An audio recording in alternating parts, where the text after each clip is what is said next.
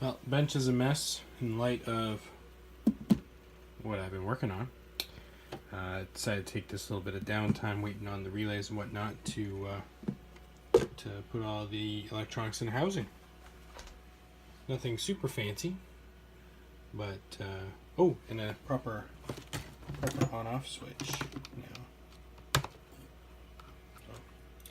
So connection to battery, connection to drive motors, to plow lift, connection to plow switches, limit switches. Built a proper circuit board to house the controls for the relays, which these are the relays I burnt up the other day, but I rewired them, like I said, to make it at least usable. Added a couple of indicator LEDs on the circuit so I can see definitively which relay is on, whether it's going up or down. And in the lid of the box, I'm going to put plexiglass, probably just a circle, so that I can see not only the indicator lights to know that it's doing something, but to also see the charge status light, because the charger's now in here as well. And the charger just accepts a pokey bit as such, and it's on board, so it's always hooked up. It's the proper charger for it as far as I know.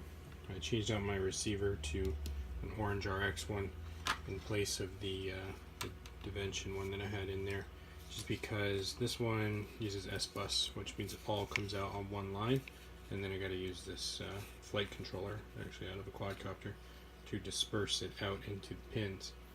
And considering I'm not, I know I put this in there to have GPS capability, but I'm not really sure if I'm going to put GPS in it. So, and if so, I can always put it in later. Yeah.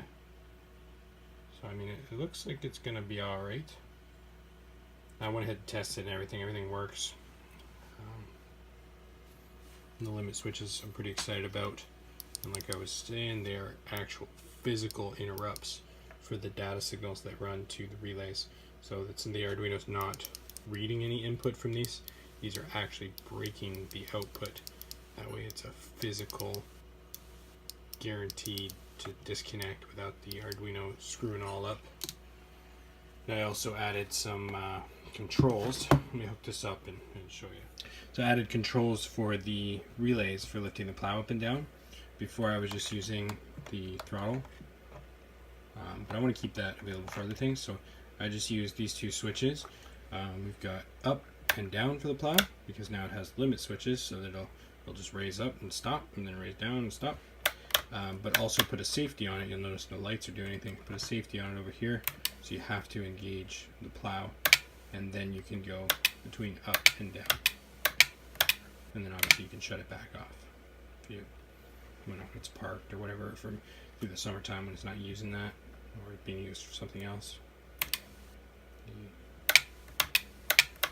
And then throttle obviously just works the same as it did.